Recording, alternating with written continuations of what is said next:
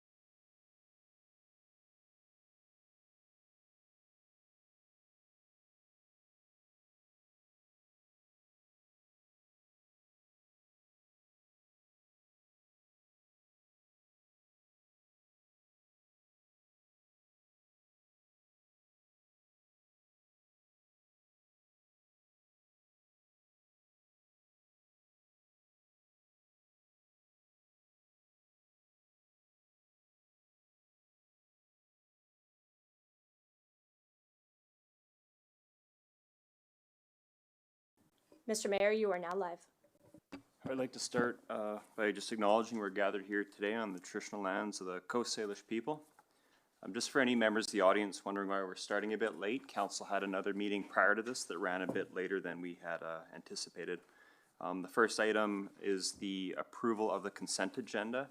And before I ask Council if there's any items you'd like to remove, I just wanted to point out that with regards to the minutes from the March 1st Council meeting, we have identified an error in there. It was with regards to the motion in terms of exploring trails on Mount Richards. The council members who had opposed that motion were incorrect, so that has been corrected or is being corrected by staff right now. So I'll ask council first before we consider the recommendation if there are any items on the consent agenda that you would like removed. Councillor Manhas, then Councillor Justice, and then Councillor Finley.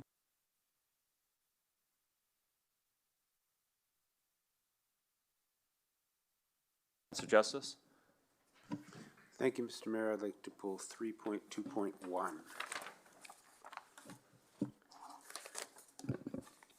All right, thank you. Oh, Councillor Finley. Oh, it's covered. All right, so with those items removed, could I get someone to move the recommendation that council approve the consent agenda and recommendations contained therein? Moved by Councillor Manhas, second by Councillor Finley. Any discussion? All in favor? Opposed? Motion carries. Next item on the agenda is the approval of the regular agenda. Could I get a motion to adopt the agenda as circulated? Moved by Councillor Finley, second by Councillor Toporowski. Any discussion? Seeing none, all in favor? Opposed? Motion carries. We now move on to the mayor's report, and I'll keep this brief. I'd like to highlight a few items for the benefit of council and also for the broader community that I and the broader council have participated in recent weeks. Last week, council was given a tour of the Cowichan Wellness and Recovery Center on York Road, which is opened in fall of 2021 to provide mental health and addiction services focused on prevention, treatment, and recovery. Despite the obvious challenges of the location of the facility, which has been a topic of discussion at this council table in the past, the center does provide much needed services here in the community.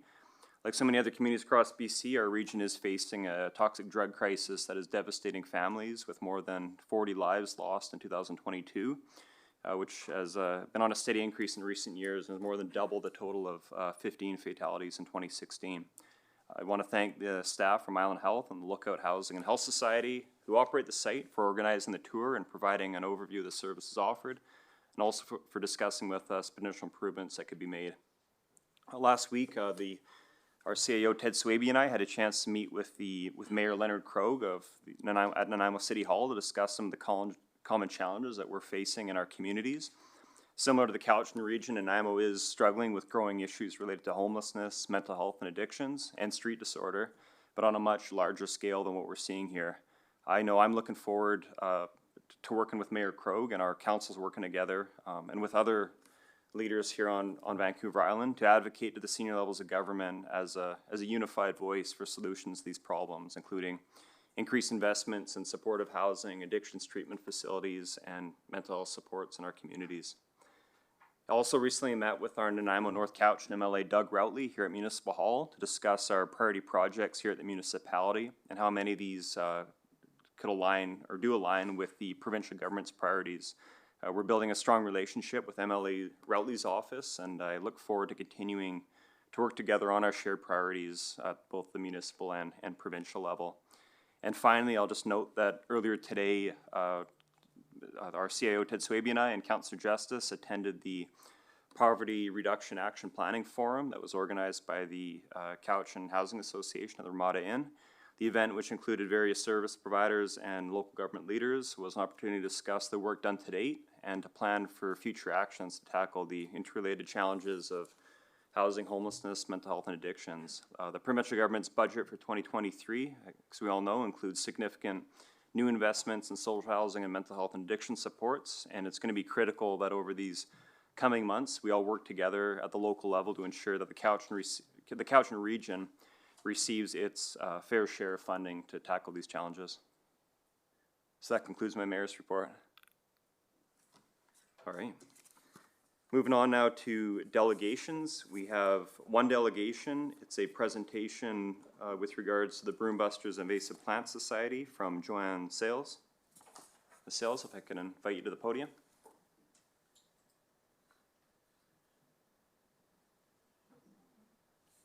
Or is Ms. Sales participating electronically?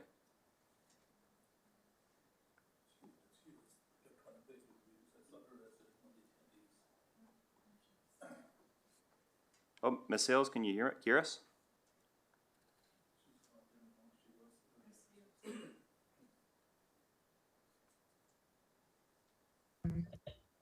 Okay, can you hear me now? We can, yes. Yeah, okay, and here's a video. Okay. Perfect. Now it's working. Yeah. And Ms. Sales, I know you've been through this before, but we allow 10 minutes for delegations, but then unlimited time after that for questions from council. Okay, thank you very much. Good afternoon, Mayor Douglas and council members. My name is Joanne Sales. I'm the executive director of Broom Busters Invasive Plant Society, but I'm speaking for the Broom Buster volunteers of North Cowichan today. Can we see the PowerPoint? We can, please continue. Okay, next slide, please. Yeah. Okay, so Cowichan Beach has submitted a resolution to AVICC calling for action to stop the spread of Scotch broom. And I believe you all have a copy of that resolution. What I'm going to be talking about is why it's so important. Next page. So Scotch broom has been getting off scot-free for 170 years on Vancouver Island. These are photos of New Zealand, and people from the island send me these photos all the time because they're just so shocked. And we don't want this to happen here. So that's why we want to take action now. Next screen. Part of the problem is the serious fire danger created by Scotch broom. If you look at this photo and you look in the bottom right corner, you'll see a fire truck and a man. This was a controlled burn of Scotch broom in Powell River by Terry Peters, who is the fire chief there. And Terry Peters says that Scotch broom increases a wildfire's fuel load, escalates fire's intensity, and makes fires more difficult to fight. Next screen. Part of the problem is that broom in the summer has naturally occurring dry branches and always has high oil content. So the photos here are not cut broom. This is what broom looks like in a dry summer. And so I think we're going to be seeing more broom that's going to be looking like this. Next screen. Another one of our major problems is broom covering transmission lines. So BC Hydro does not control broom because there is no pressure from governing entities.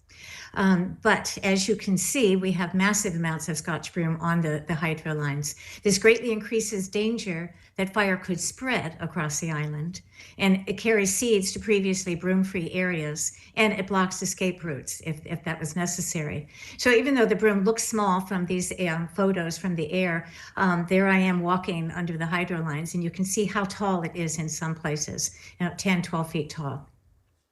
Next screen.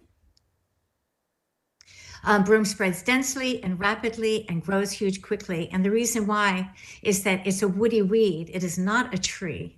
So it grows much faster than our trees. It takes the nutrients, the water, and it crowds out our trees. Next screen. So what happens is then the Scotch broom will inhibit forest regrowth. You can see how it's going from the power lines into the smaller forests there. So it moves from logging roads and transmission lines into forests, resulting in damage to our forests, less forest, and lost timber sales.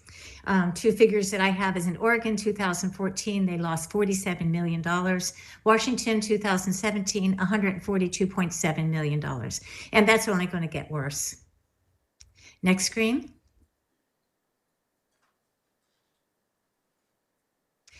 Broom negatively impacts agricultural production. Broom is toxic to grazing animals and wildlife, while it displaces the grasses and the foods that they do need to eat.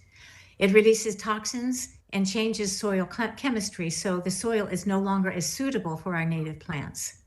It's called the scourge of pasture land, and you can see from these photos why that would be true. When broom takes over farms, it's hard to reclaim.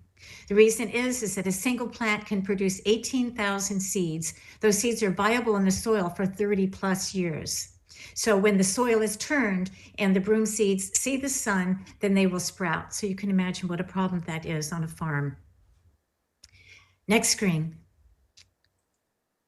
We have private property problems too. Land is too often stripped of trees, cleared for development or for farming, but then the land is left neglected for years and years. Broom takes over. The larger photo is a field in Parksville area. That's 2 years of growth after the forest was removed. It took over that much in 2 years. The top right has been cleared and has been covered for broom for over 10 years, and no trees have regrown. And the bottom one is a recent clearing, Top Ridge Regional Park, and that's going to be the next broom forest in my area. But broom fields are a tragedy we could prevent. Next screen, please.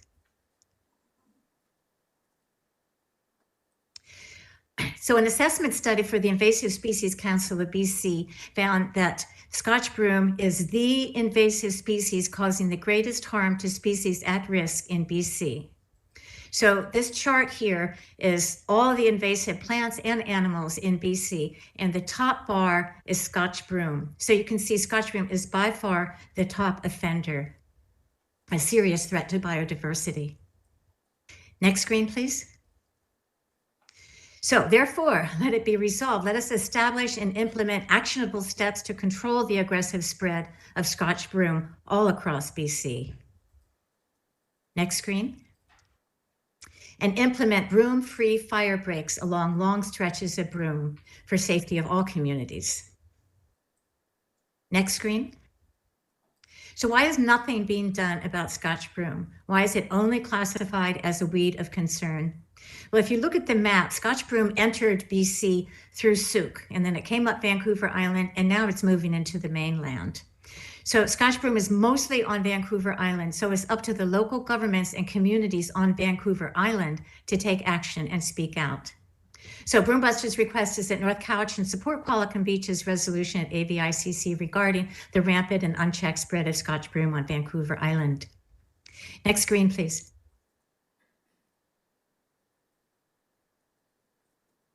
So people care about the spread of Scotch broom and they want to take action. These are just a few photos. One is from Coquitlam. We have our first Vancouver city involved, Vancouver area. Then we have people on the main highways, and we have our MLA helping at the Qualicum Beach or Little Qualicum Fish Hatchery. Next screen, please. So in 2006, we had 10 volunteers. 2022, 667 volunteers cut broom, over 6,000 hours across Vancouver Island and the mainland. North Cowichan started in 2014, and volunteers mainly have been in Maple Bay, Fuller Lake, Chemainus, and Stony Hill. Next screen, please. So this is the method we use. We cut broom in bloom at ground level or below. The technique matters because if you pull the broom up, then it's disturbing the soil, new seed sprouts, and that's where the belief that you can't stop broom came from. Yes, you can stop broom, and cut broom in bloom, it actually works. Next screen, please. So after 17 years, there's now Broombusters from Souk to Alert Bay, the West Coast to Coquitlam, 17 local governments participating. And here is a list of the municipalities that remove broom cut by volunteers. Next screen, please. So further be it resolved that local governments are encouraged to use bylaws and policies to control and manage Scotch broom within and near urban boundaries. So we're asking North Cowichan to support the resolution at VICC and to please communicate your support with other directors at Cowichan Valley Regional District. We also ask North Cowichan to support volunteers by removing broom they cut on public roads in North Cowichan. Until 3 years ago, we had a small local company, we chip Cowichan, who helped with our chipping. He's moved to Alberta, so that option is closed to us. So over the past years, we are grateful that North Cowichan Public Works has removed the small number of piles volunteers have cut. That is the partnership we have with the other municipalities. Volunteers cut the broom and the municipalities remove it. Local volunteers would like to have North Cowichan confirm that support before the season starts. We do not anticipate an overwhelming amount of broom being cut by volunteers, and the district always has the option to tell volunteers to stop cutting. Broom busters are committed to being sure that piles do not remain long on roadways. We recognize that the resolution is rather vague, but that is on purpose. We all know that the only reason why Scotch broom is not listed as a noxious weed is because it has spread so widely. But that is even more reason for us to get serious about it, and there is much that we can do. So we're asking each local government to consider new ways to control the spread of broom on their public roads, public and private land, and parks. Different local governments are trying new methods, including education, publicity, working with BC Hydro, bylaws, partial bylaws, choosing areas to make broom free, and welcoming residents to participate. Next screen, please. So every year lost is land lost, and we can't leave this problem to future generations. We can do this. Let's stop the spread of broom. And I want to thank you, Mayor Douglas and council members, for your time today. Thank you, Ms. Sales. I'll turn it over to council, see if there's any questions. Councilor Justice. Yeah, thank you, Mr. Mayor. Question for Ms. Sales. Thank you very much for the presentation. I think it gets better every year. I think I've seen it at least once, maybe several times. But anyway, Thank you. I wanted to ask you a little bit about the. I got a couple of questions about starting with the chart showing that Scotch broom is the invasive species causing the greatest harm to species at risk in BC. I was unable to locate that. Can you? I assume it's published somewhere, and I did sort of look up the Invasive Species Council of BC, but anyway, I couldn't locate that. Would you be able to get us the some sort of a web address for whatever form it's published in? Yes, actually, if you look at the end of the resolution, there is a link there that should work. But I will send you. I will send a link to that tomorrow. Oh, yeah, I can probably find that. All right, thank you very much for that.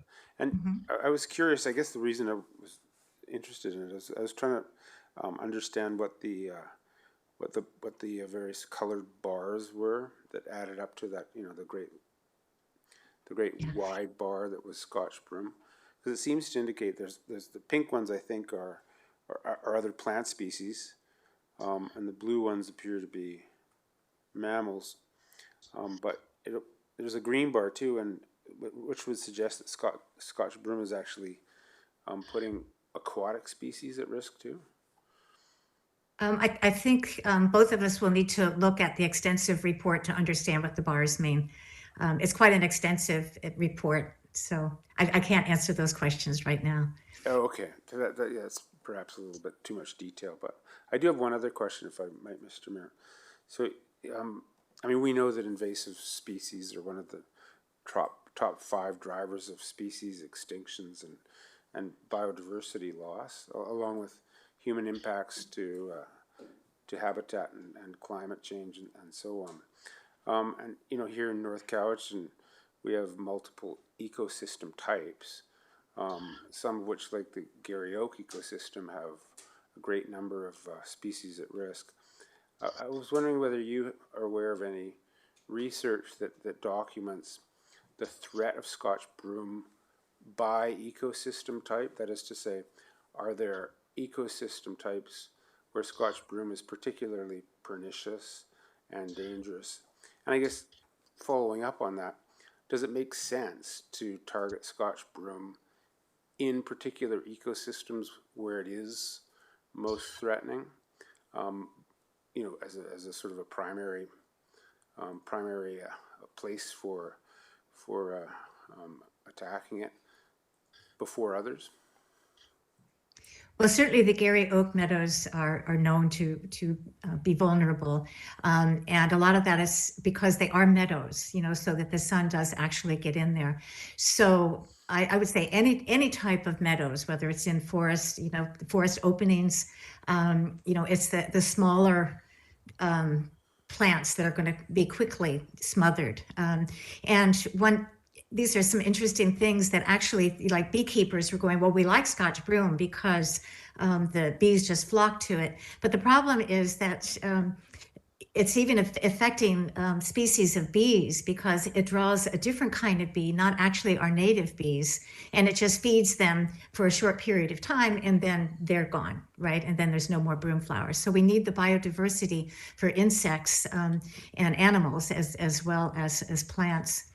I don't know if that answers your question, but it's the reason why we go after the roads is because that's how it gets into the vulnerable farms and parks and pasture lands and meadows. Yeah, thank you. Thank you very much. Councillor Stash? Thank you, Mr. Mayor. Mrs. Sells. Can you bring some clarity that you can cut broom outside of the, cutting broom when it's in bloom? As there were some questions as North Cowichan had shared the call for volunteers to help with Cowichan Land Trust as they're doing the invasive work, and there was some pushback saying they can't do it right now. So can you provide clarity as long as you're cutting below or at grade and ends the season? The reason why we cut it when it's in bloom is that's when all the energy is above the plant, so the roots are the weakest. It doesn't mean that the plant will never die, especially if you're cutting it like, I know one area that we are cutting in Maple Bay, the broom was on rock surfaces. If you cut it then pretty much any time, it's very vulnerable, so it will die. So I would say that it depends on the area. A very wet area, if you cut it at the wrong time, the plant will have time to repair and to gather strength again. We stop when the seed pods form because we don't want to spread the seeds. But actually, anytime, probably till the end of June, even the middle of July, you could be cutting the broom and the plant would die.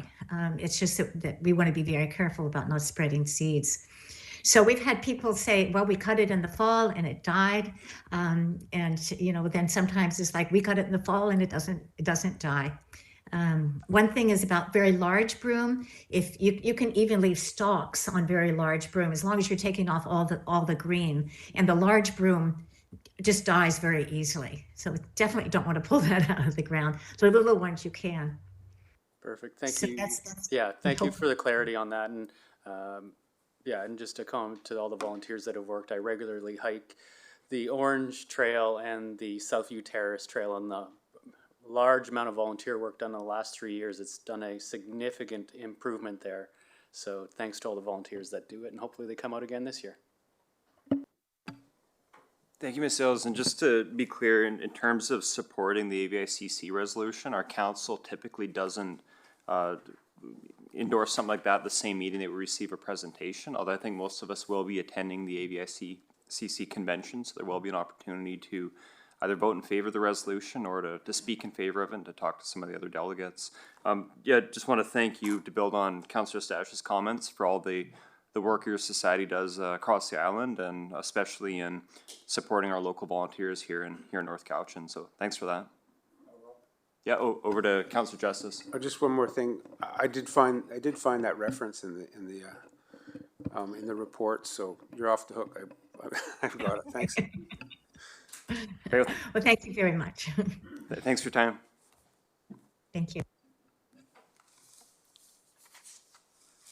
All right, Council, that concludes the delegations, and we can now move on to public input on agenda items. And we have 2 people here on the sign-in sheet, and I will open it up for virtual participants as well.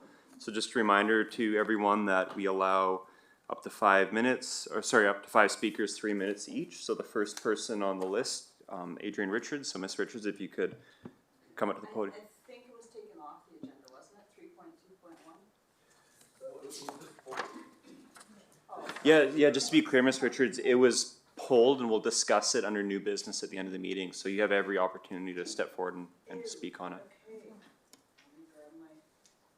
If you just want to step to the podium, state your name and address, and then again, it's 3 minutes. Yeah, you know the drill. I do. Hi, thank you. Hi, Mr. Mayor and Council. It's Adriana. I live on Fairview Way.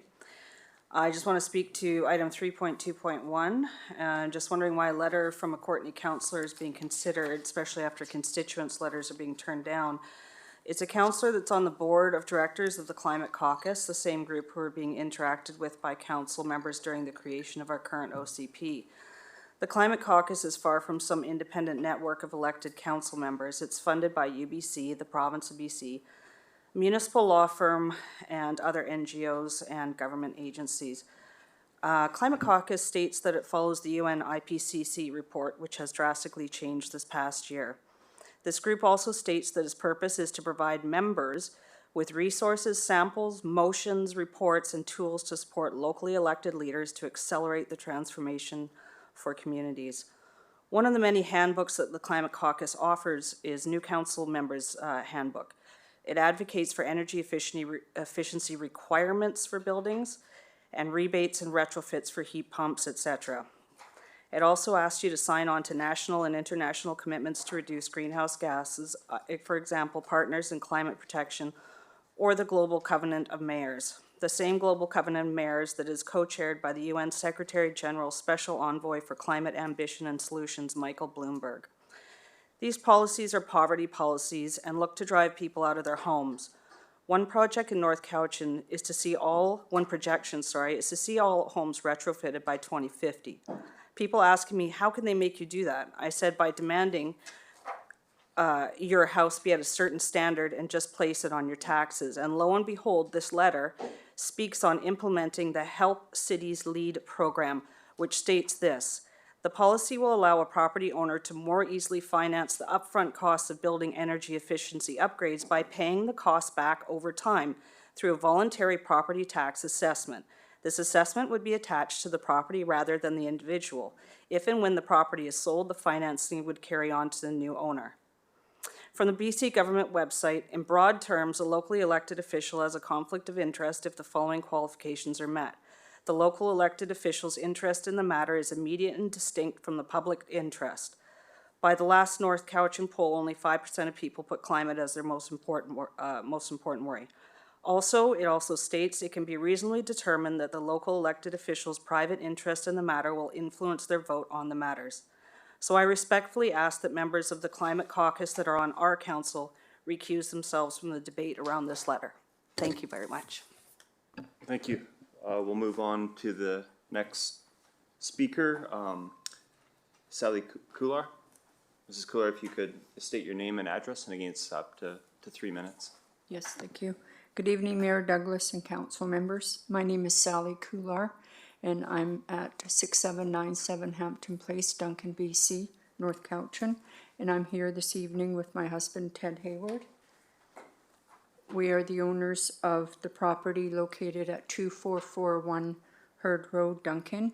We are here today to answer any questions that you or council may have on our soil and or fill use application, item 9.1 on tonight's agenda. Thank you. Great, thank you, Ms. Kular. Just to clarify with staff, if we did have questions for the applicant, would that be when that report is on the agenda? Mr. Mayor, I'd suggest you do it now while they're here. All right. Well, I'm wondering then if council, maybe we want to rejig the agenda, move that item up since the applicant's here. Would that be your recommendation, Mr. Swaby? Oh, I was just thinking if you had questions, knowing the item on the agenda, you could ask the questions now. All right, any questions from But council? there's typically no opportunity when you're reviewing the development application to have public input. Not seen any questions, so. Oh, Councilman asked his question. Thank you, Ms. Kular, for that.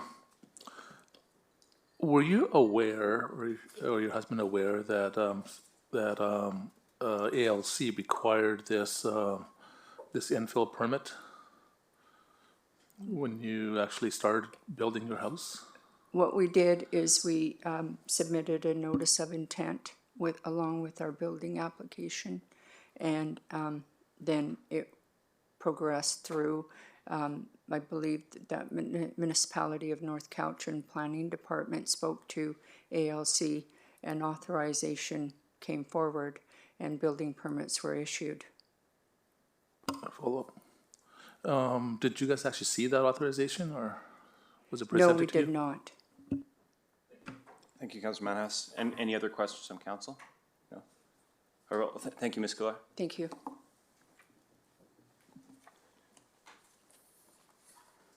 Okay, moving through the agenda, we now move on to, bear with me for a second, Council. Now move on to bylaws. I'll turn it over to you. Ms. Martin. Mr. Mayor, I don't know if you want to see if anybody. Oh, of course, the virtual participants. Sorry. Sorry to the virtual participants if you got your hand up. We'll just refresh the lobby, one moment. So the first person with their hands raised is Arnold Bolscrate. You are unmuted. Mr. Bolsgray, you have up to 3 minutes.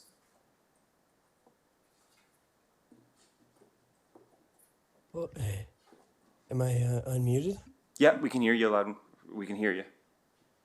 All right. I just I wanted to come to council today and just kind of I figured you guys would probably have it on the agenda, but I wanted to just bring it up for everyone in the meeting, and just for like everyone, just let them know that I mean, there's like it's all over the news that there is the Pentagon said that they said something about aliens, and I don't think everyone should fly into a fight. Mr. Bolsgray, sorry to interrupt, but the public input is only on items that are specifically on the agenda. So is there anything specifically from the agenda that you want to comment on? Well, I just kind of want to let everyone know that like it's not, you shouldn't just go thinking that there's aliens. All right, thanks for your input. But again, yeah, we'll limit it to items on the agenda. So thanks for your time. All right, are there any other virtual participants with their hands raised? All right, seeing none, I think that We concludes. do not have any other with their hands raised. Okay, great. I think that concludes public input then, so we can move on to bylaws. Over to you, Ms. Martineau.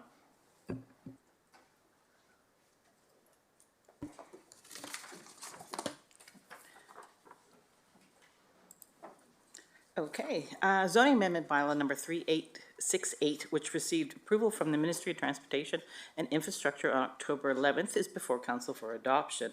Now that the Section 219 covenant for servicing infrastructure and community amenity contributions has been registered as of March 7th. The bylaw, if adopted, will amend sections 12 and 43 in zoning bylaw number 2950 by adding a definition for residential tenure, rental tenure, and adding the new CD 23 zone, the Ford Road South Comprehensive Development Zone established by this bylaw, to the list of established zones in zoning bylaw number 2950.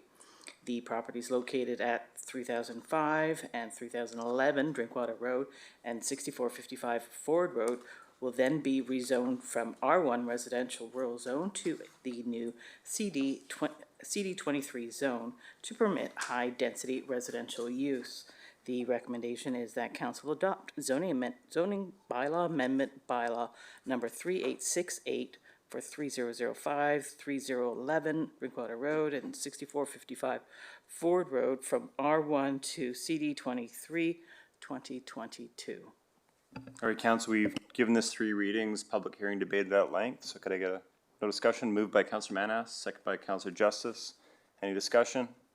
No discussion, all in favor? Opposed, motion carries. Over to you, Ms. Martineau, for item 8.2.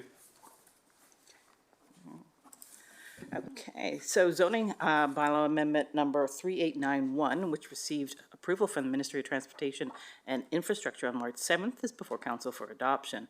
The bylaw, if adopted, will amend sections 12 and 37 in zoning bylaw number 2950 by replacing the definition for a fence, retaining wall, and structure, and by adding a new definition for guardrail, renaming section headings from fences to fences and retaining walls, and establishing new regulations for fences and retaining walls, which include height, vision clearance, and combinations of retaining walls and fences.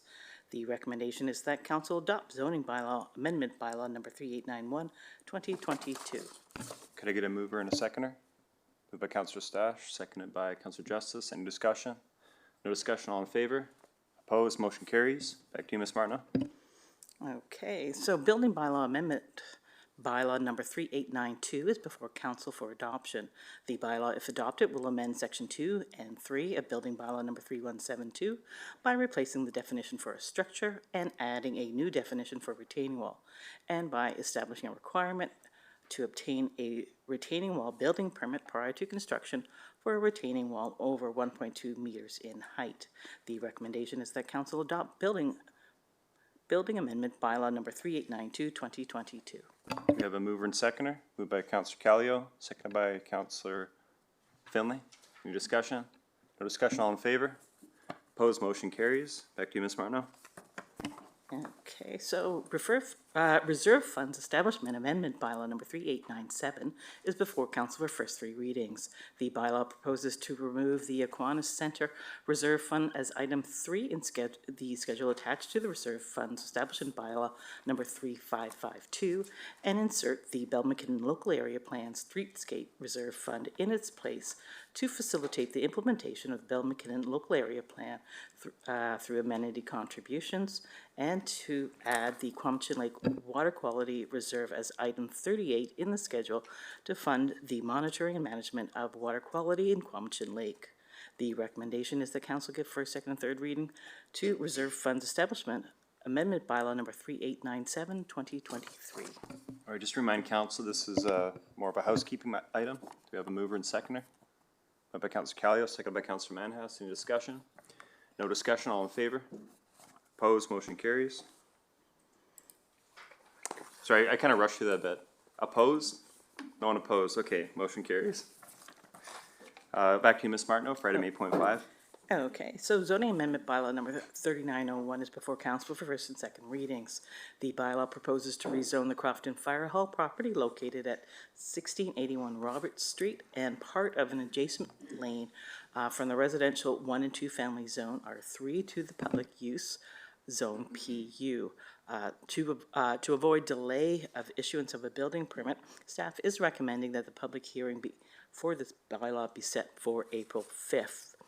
The recommendation is that council, 1, give first and second readings to zoning amendment bylaw number 3901, 2023, and 2, schedule public hearing for zoning amendment bylaw number 3901, 2023 at 7 p.m. on April 5th, 2023, to be held both electronically and in person in council chambers. Great, thanks, Ms. Martineau. And just for council's information, you'll notice there was a few extra words added at the end of the recommendation there, and it was with regards to the timing of the public hearing, just indicating that it will be in person and electronic. Could I get a question or moving it? Moving it. Moved by Councillor Justice, seconded by Councillor Stash. Any discussion? No discussion. All in favor? And opposed? Motion carries. Back to you, Ms. Martineau, for item 8.6. Okay, so council procedure amendment bylaw number 3902 is before council for first three readings. The bylaw proposes to amend section 7 of council procedure bylaw number 3602 to strike out that special meetings must be held electronically if the next regular meeting is to be held electronically, to enable the mayor and or council to schedule a special meeting in person only.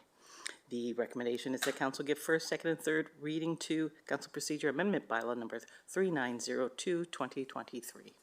Could I get a mover and seconder? Moved by Councillor Toporowski, seconded by Councillor Finley. Any discussion? No discussion. All in favor? And opposed? Motion carries. We now move on to reports. The first report here is item 9.1. Over to you, Mr. Swaby. Thank you, Mr. Mayor. The first 9.1 is an Agricultural Land Commission soil or fill use permit application for 2441 Herd Road. The purpose is to consider the Agricultural Land Commission soil or fill use application for soil fill or removed at 2441 Herd Road to enable the construction of a dwelling, accessory buildings, and associated works at the subject property to proceed. The recommendation from staff is that council advise the Agricultural Land Commission to proceed with their deliberation and decision on the soil and fill use application number 66327 for 2441 Herd Road without comment or recommendations from the District of North Cowichan. Councillor Justice. I would move the staff recommendation. It's been moved. We have a seconder. Councillor Callio. Any discussion? No discussion. All in favor? And opposed? Motion carries. Over to you from item Mr. Mayor? 9.2, Mr. Yeah. Yes, item 9.2 is development variance permit application number 78 at 9061 Chemainus Road. The purpose is to consider an application to vary section 56(7)B of the zoning bylaw number 2950, 1997 to increase the maximum permitted accessory building height from 5 meters, 16.4 feet to 6.75 meters, 22.1 feet at 9061 Chemainus Road. And staff's recommendation is that council authorize the issuance of the development variance permit DVP 00078 and grant the variance to section 56(7)B of zoning bylaw number 2950, 1997 to increase the permitted height as described. Thank you, Mr. Swaby. And just before I entertain a motion, would like to confirm with staff, we did not receive any public submissions regarding this application. Is that correct? That is correct. All right. Do we have a mover? Moved by Councillor Manhouse, second by Councillor Callio. Any discussion? Councillor Justice? Yeah, thank you, Mr. Mayor. I just take the opportunity to ask staff why this development variance permit application would not have gone to the Board of Variance. Director Conway.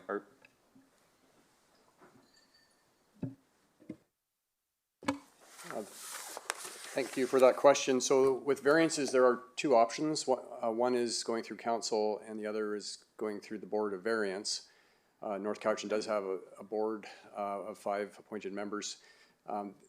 That body is limited as to what they can consider. So there's two main criteria that have to be met in order to be eligible to apply to the Board of Variance. One is that there needs to be a hardship case and the variance needs to be minor. I believe in this case the hardship matter would have been difficult to meet because really the variance is to accommodate a need for a taller vehicle, and it's that may well not be considered a hardship argument that would qualify them to apply to the board.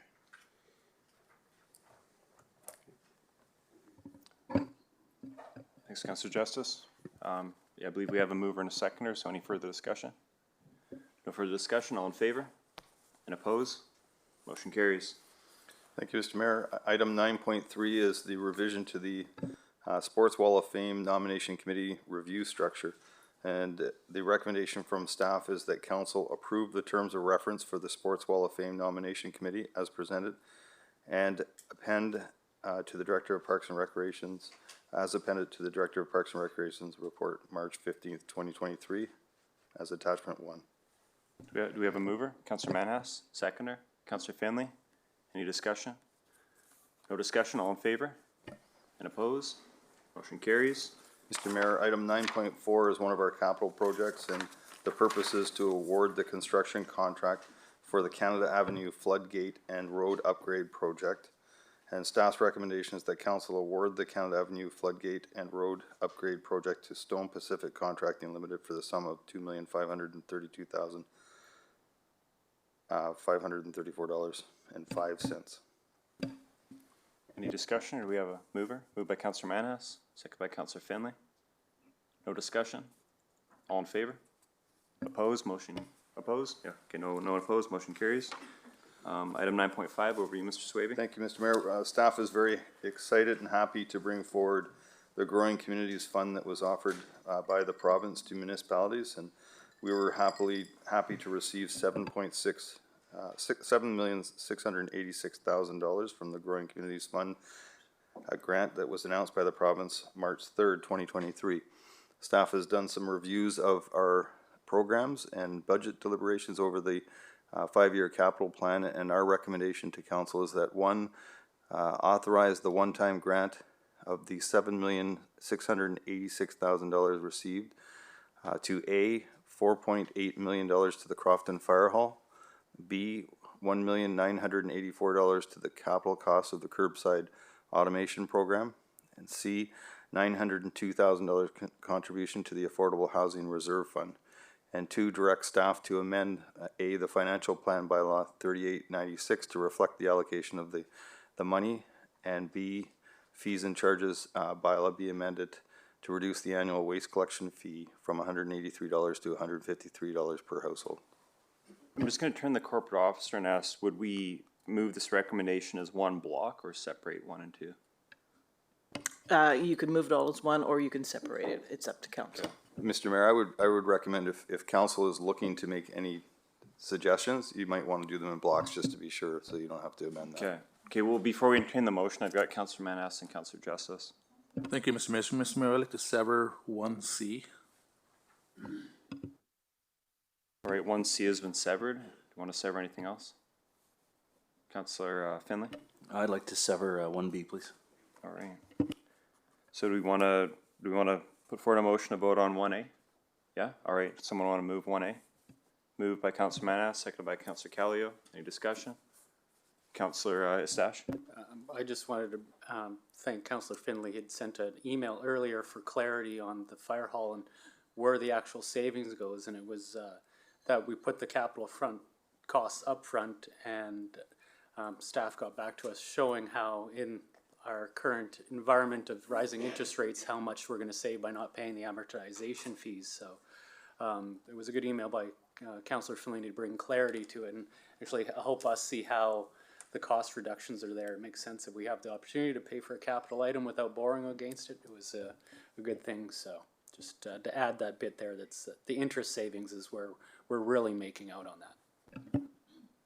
Thank you, Councillor Estache. Yeah, I'll just echo your comments. What I like about the recommendations from staff on this, not just this one item, but the 3 of them, is there is not only a strong focus on immediate relief. We know a lot of our taxpayers, residents are facing a tough time now with rising cost of living, but there's also that long-term focus as well with almost $400,000 a year in savings over a 20-year period.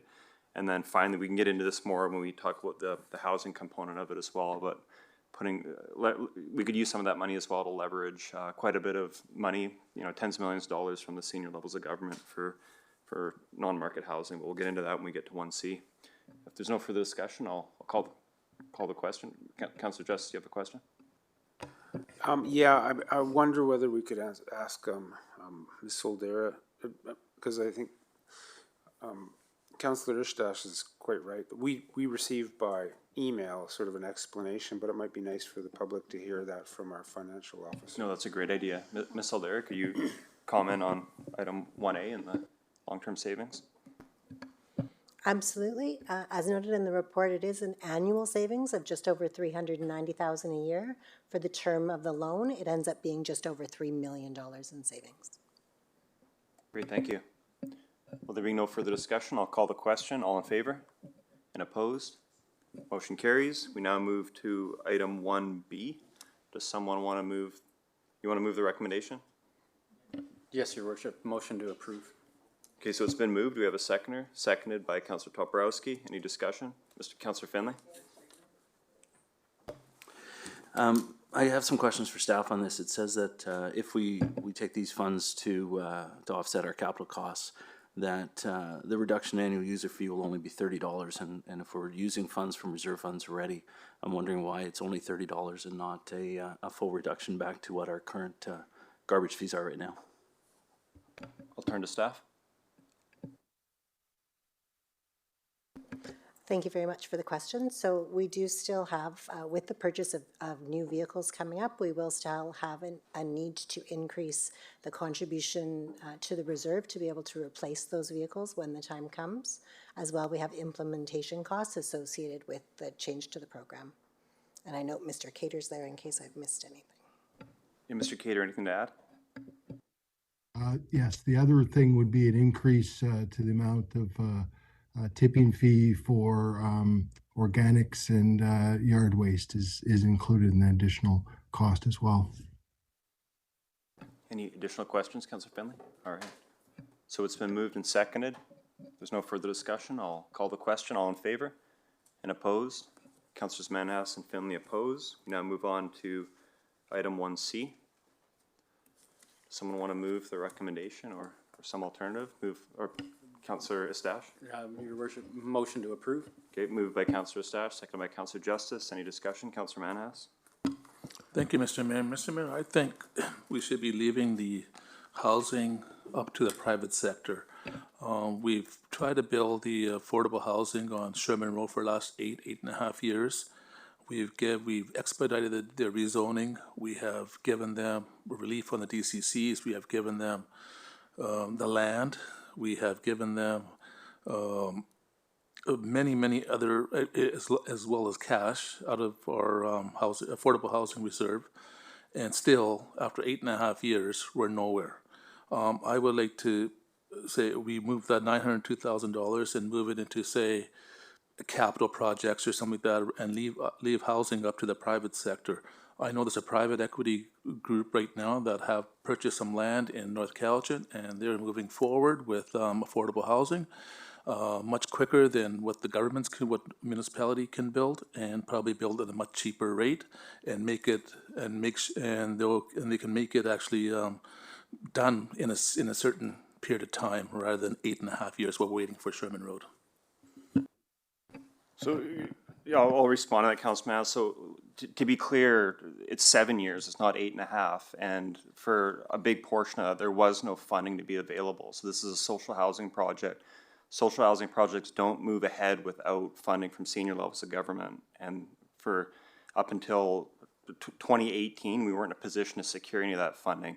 With regards to timelines, I share your frustration. I can't believe how long this is taking, but you talk to any other communities across BC, they're facing the same challenges in getting funding through BC Housing. And I don't want to sound negative about BC Housing. They have got a lot of money through the door, built a lot of units, but many other communities are struggling with this. Ladysmith was part of the fall 2018 announcement for the BC Housing funding.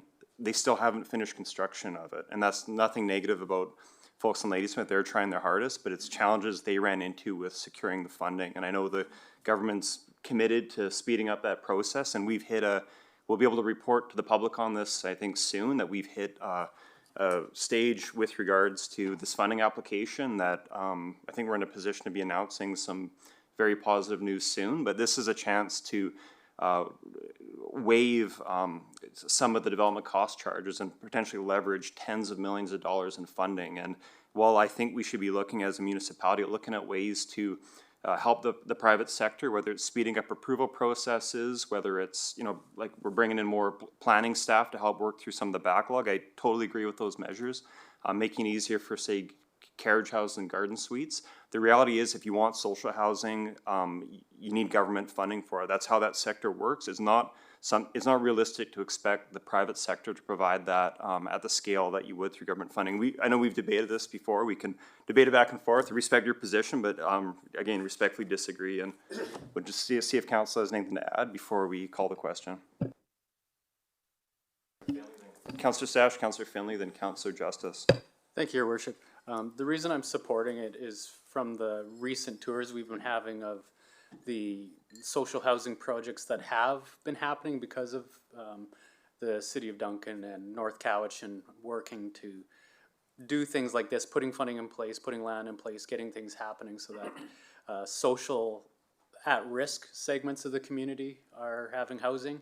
This is that next segment of it, is that socially supported affordable housing, where they might not be at risk, but they need the further left spectrum of the affordability outside of the private market, that where the private market, as Councillor Manhas says, are great and are the ones we need to support to bring affordable housing, but they financially can't, within their means, make it work on that far left spectrum of affordable housing. So this is just part of that full continuum of housing, that we need that next step that help people that are moving out of at-risk housing that we've seen being built on Paddle Road and now in the City of Duncan. So we just need to put that next place for them to move to help them support within our community, and that's why I'm supporting it. And just to be clear, Councillor Stash, for the audience, when you refer to far left, you're talking about the diagram that shows the spectrum. It's not an ideological thing. It's the thank you. It's a financial continuum. spectrum to no cost borne by the person, and they need full social support and expansion. Yeah. The far right is full market, private input. Yeah. In cash, it's just market cash. Of course, yeah. Yes, it's not an ideological left or right. It's a spectrum it's the continuum cash. and the diagram that's often in the housing clarifying materials. that. Yeah. Councillor Finley, then Justice. So I'm not in favor of this because I think if BC Housing is funding this project, if that's the plan, then the municipality taking funds that I think we could utilize elsewhere, I don't think is the right decision. And I guess my question is, you know, if we have $902,000 here that we're talking about, is there a way to utilize that to bring down our tax increase this year? And again, help our constituents that are hurting and don't really or aren't able to afford a tax increase. Is that something we can do? Because I think I did hear that it did happen in one or two other cities through the province. So we're looking at 2.5% to 3%. If we could just bring our taxes down by utilizing that $902,000. Yeah, Councilor, I'll turn to staff on that. Just to be clear, though, by waiving the development cost charges and building fees, while we would provide the nonprofit developer with this funding, it will come back to the municipality and be placed into our DCC fund and then back to our planning department. So we're effectively getting the money back that we're providing to this nonprofit developer. Just quickly to answer your question, though, with regards to other options for reducing taxes, I believe we could reallocate this funding to cover some, for example, a capital project that we're already covering through taxes, but I'll turn to Mr. Swaby and Ms. Soldera to clarify that. Yes, that's correct, Mr. Mayor. Councillor Finley, you had a follow-up? Yeah, you know, if we're giving $432,000 out and then it's coming right back to us, why not just utilize that currently and then let BC Housing take care of the $432,000 up front? Like, and maybe I'm missing something on that comment. We can probably discuss it for a long time. This goes back to discussions we've had over the last year. When we first started trying to move forward with this project, there was an understanding that a municipality could contribute land was enough for an affordable housing project. What we've learned in looking closely at other projects BC Housing's funded, and some of our discussions with their staff as well, that the expectations have changed.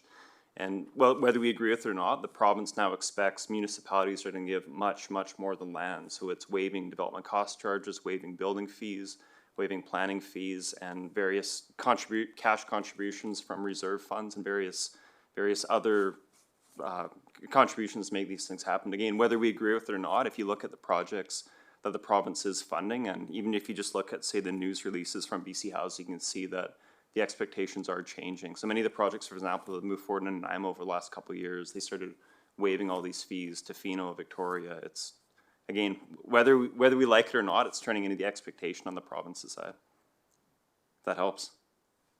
Again, don't have to agree with it, just describing how the world's working right now. I appreciate the description. I guess the question is that if there are private developers coming forward with affordable housing solutions. I understand this is low income, it's a little bit different, but if a private developer comes forward with affordable housing solution that is truly affordable, then are we going to be in a position, or are we going to be able to provide similar incentives to those private developers? Yeah, I think as, I'll go to you in one sec, Councillor Sash. I think once we get to the affordable housing policy, which I'm understanding is coming to council this spring, that's probably the best arena to discuss those possibilities. Would that be right, Councillor Swaby? That's correct.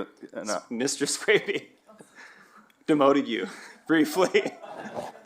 That's correct. And there's other ways that you can incentivize, but not as complete as we can with these. But yes, there's ways to look at that we could bring forward. Great. Thanks for the question, Councillor Finley. Over to you, Councillor Justice. Yeah, thank you, Mr. Mayor. I was just going to say something very similar to what Councillor Stash said, and we really need to be careful of seeing this as a false dichotomy. Affordable social housing built by the private sector, as Councillor Manhas was saying, and affordable housing built through BC Housing with a contribution from the Muni are not mutually exclusive. They're complementary, and we need them all. Councillor Manhas, hopefully to close. Yeah. Sorry. Councillor, did you have your hand up before? Okay, Councillor Sash, then you can close. Councillor Manhas. I don't mind Councillor Manhas going first. So it was just to kind of come full. It was the question of where does it go with what Councillor Finley brought up, because it is a good point.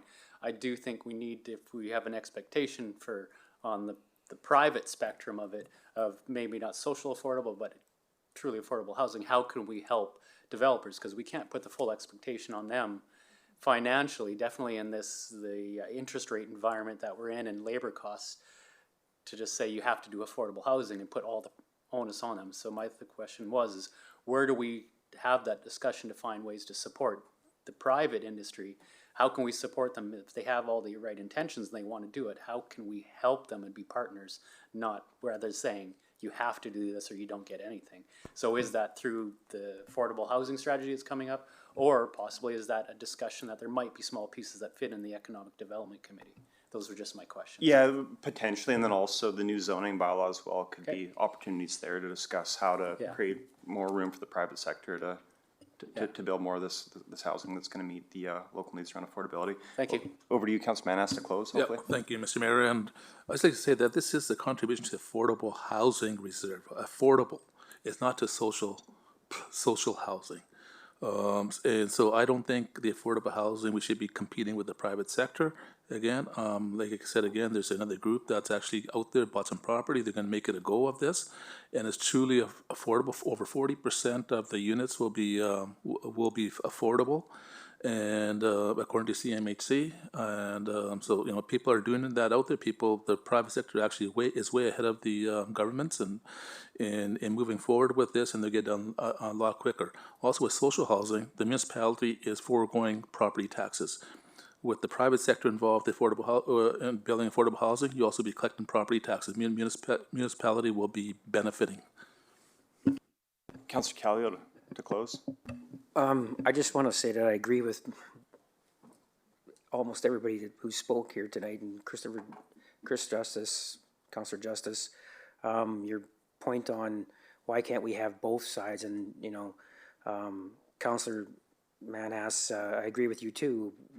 We should have both. We should have this money can go forward towards affordable housing, and then we can also have the private sector, and in the future we can promote that through different ways, through council, bylaws or development permit waivers or that kind of thing. And I think that, we need as much of this affordable housing as we can possibly get. The need is there. So I think that if we can work with, private and public, I think that's just a win-win. Thank you, Councilor Callio. Councilor Justice? To close. Well, I wonder if it would help at all to ask staff just to tell us what sort of parameters there are on, if we put this money into the affordable housing reserve, what things can and cannot not be used for. I mean, presumably if a private company came and was looking to do some affordable housing, would we be able to take money out and support them with this? I'll turn to staff, but I know there is strict parameters around us providing money directly to the private sector as a municipality, which I believe is there is, and we can't just allocate it to private companies without a partnership agreement. I think it would be best to wait for the report because it really depends on how it's presented. There's portions of a private sector development that could meet the objectives that we have. And then you could implement some policies that deal with DCCs or potentially tax exemptions. But I don't want to go too far down that road until we do some better research for you on what that would look like. My overriding question is typically the private sector does not get into this business. The reason we don't have affordable housing now is because no one wants to build affordable housing. It's not an easy thing to do. And we haven't really defined what affordable means. Affordable typically means below market income, and we have to require that of private developers for a portion of their development through rezoning applications. So I think that's a question that requires a lot of thought, and I do know that there are some ways to incentivize, but it's not going to be the panacea for the private sector to get into the non-market housing business. Things to look forward to when we discuss the housing policy in the spring. I think, Mr. Swaby? That's okay. Okay. Time for the question? Yeah, we're done with debate? All right, all in favor? And opposed? Councilors Manas and Finley opposed, the motion carries. Now we're at the second part of the recommendation, so it's direct staff to amend the financial plan bylaw number 3896 to reflect the allocation of $7,686,000 one-time grant and fees and charges bylaw number 3784 to reduce the annual waste collection fee from $183 to $153 per household. Could I get a mover? Moved by Councillor Callio, seconded by Councillor Justice. Any discussion? Councillor Dobrowski. Thank you, Mayor. Just following up from what Councillor Finley had mentioned about the fees. And for Part B of this, reducing the collection fee from 183 to 153. And if memory serves me correctly, it was at 111. So does that mean it's still going up $42? I'll turn to Ms. Saldar or Mr. Cater. The current fee is actually $125. So it is going up $28. Okay, thank you. Great, thanks, Councillor Toporowski. Any further discussion? No further discussion, all in favor? And oppose? Councillors Manas and Finley opposed, the motion carries. We now move on to item 9.6. Over to you, Mr. Swaby. Thank you, Mr. Mayor. This item is regarding the temporary noise bylaw exemption for the new hospital construction, and specifically for their concrete pour. The purpose, as I described above, to consider allowing the construction of the Cowichan District Hospital replacement project to proceed outside of the regular working days or hours from time to time, and the recommendation is that council direct the CAO or my delegate to use our discretion when directing bylaw compliance officers to enforce noise infractions under the noise bylaw number 2857 as they pertain to the Cowichan District Hospital replacement project on Bell McKinnon Road, in order to allow for construction to proceed outside of the regular construction hours when necessary until the project is completed. Do we have a mover? Moved by Councillor Justice, seconded by Councillor Callio. Any discussion? No discussion, all in favor? And opposed? Motion carries. We now move on to unfinished business, item 11.1, Cowichan Community Policing Advisory Society. So I'll ask if there are any volunteers who want to postpone this to the next meeting. And just to be clear, Councillor Finley, I think I had understood it was on Mondays, but is it actually on Tuesdays this time around? Yeah. Tuesdays at... I believe that is correct, yes. Yeah, okay. At 4:30, I believe, is it? Yeah. How often do you meet? I believe it's once a month. I'll do it for this, for the interim period until. Okay, thank you. I'll see if I like it or not, then Yeah. if not, then okay. All right, thank you, Councillor Manas. I think we all appreciate it. All right. So a recommendation that council replace Councillor Finley with Councillor Manhas as the representative on the Cowichan Community Policing Advisory Society as a non-voting member for the balance of. Well, Councillor Manhas, do you want us to? Sorry, Councillor Finley was for the balance of the term too, but he pulled those, so I can. So if you, so only understanding if you don't like it, you'll come back to us. Okay. On the balance. It's not a matter of liking; it's a matter of time. Yeah, of course. Yeah, of course. Yeah. So for the balance of the 2022-2026 council term, so that's the recommendation. Do we have a mover, Councillor Finley? That went up fast. And a seconder, Councillor Callio. Any discussion? All right, all in favor? And opposed? Motion carries. All right, we have no new business, so I'll now move on to question period. Mr. Mayor, you do have the consent agenda items? Oh, sorry, Council, of course. We've got the items from the consent agenda. All right, so we'll start with item 3.1.2. I believe that was you, Councillor Manas, who pulled that? Yes. Mr. Mayor, I'm having difficulties with this because again, I feel that this is outside our lane. It's just like when we pull, or when we had the letter from a healthcare worker, and we said it's outside our lane, even though they were members of our community, they were members of our healthcare community that provide great service for our residents. And I think that this year we're outside our lane. I think poverty reduction is a provincial responsibility. I don't think we should be doing this. So I will be voting against the recommendation. Thank you, Councillor Manas. Councillor Finley? Similarly, I question it, and I looked at the budget and I thought, okay, we have 100,000. I looked at the numbers, you all know that. I looked at $100,000 budget and I see $70,000 in wages and office costs, and I think, it's not my place perhaps to suggest how Cowichan Housing operates, but I just think that's well, I'm just not in favor of that, so I won't be supporting this. Thank you, Councillor Finley. Councillor Justice? I would move the recommendation. Been moved. We have a seconder, seconded by Councillor Stash. And Councillor Stash to speak to it. Yes, Your Worship. Just this funding stream comes from UBCM, which is the collective body of municipalities of BC, and they feel this is within the lanes of municipality, or else they wouldn't be the administrator of such an important funding stream. And it should be clarified for those listening that this is us supporting the city of Duncan on their work project to get a $100,000 grant.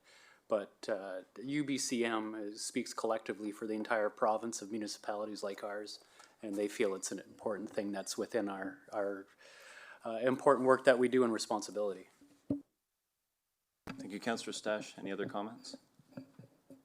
Well, just echo your comments, Councillor Stash. I think I would agree, Councillor Manhas, Councillor Finley, that at least traditionally this hasn't been our responsibility. Municipalities, the focus in years past was sewer, roads, water, parks and rec, the sidewalks, the fundamentals. But the reality is with this, the issues around homelessness and mental health and addictions, I know since being sworn in as mayor, I'm dealing with this on an almost daily basis. I know some of you around the table are having to deal with issues related to this as well. And I think a big part of our role is advocating to those senior levels of government. And my hope is that through this grant, through this work from the Cowichan Housing Association, that it's going to put them in a better position to advocate, especially towards the province. I mentioned in my mayor's report that with the provincial budget for this year, there is a significant new investments in supportive housing and mental health and addiction supports. And I think if we're gonna secure our fair share here in the Cowichan region to tackle some of these issues, we're gonna really need to work together cooperatively to step up those advocacy efforts. And again, I'm hoping that through this grant that we're putting the Cowichan Housing Association in a better position to do that work for us. So any other further comments from council? No, I'll call the question then. All in favor? Oppose? Councillors Manhas and Finley oppose. Motion carries.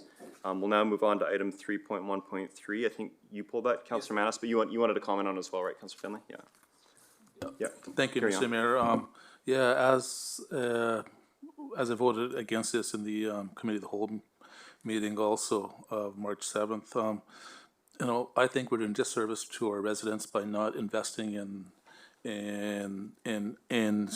instruments where we can get the best return for our citizens.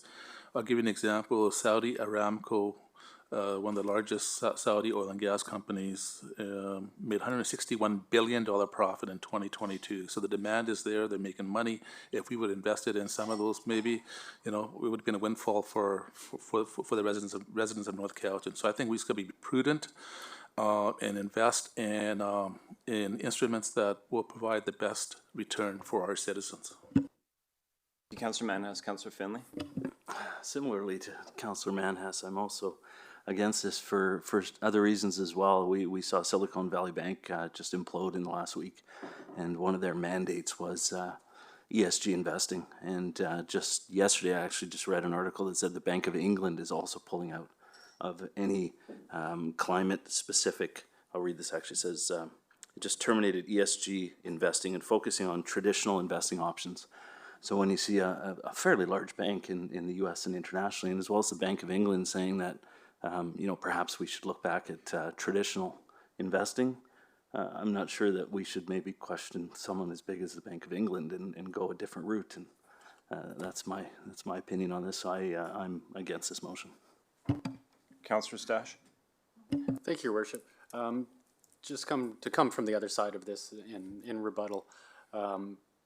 The policy as worded actually gives a lot of latitude through staff to make the good decisions and to invest in traditional investments. And as the question came up in our previous meeting, actually the wording of this doesn't change where any of our existing investments are. And our existing investments are in safe instruments where we need stability for municipal operations on our reserves, and we need to have clarity for safe funds in the future that aren't radically unstable. So while there is some social responsible terms used in this. It still actually allows us to meet our traditional investments that we have been doing. And I guess I would ask Ms. Soldera that she could clarify that I did understand correctly at our last meeting that did come up, was that our current investing practices could remain as they are right now because they do meet that criteria. So we wouldn't be changing anything, or we actually wouldn't be divesting at North Cowichan from anything either. Over to you, Ms. Soldera. Yes, that is correct. Our current investments do meet ESG requirements. And we are very limited in what we can invest in general under the community charter to help ensure that the funds of the municipality are protected. Thank you. Turn to Councillor Justice, and just remind Council, we have debated this item at 2 previous meetings as well. I would move the motion. It's been moved, seconded. Okay, Councillor Stash? Okay, any further discussion? No? All in favor? Opposed? Councillors Manhas, Callio, and Finley opposed. We now move on to item 3.2.1. I believe Councillor Justice, you pulled that.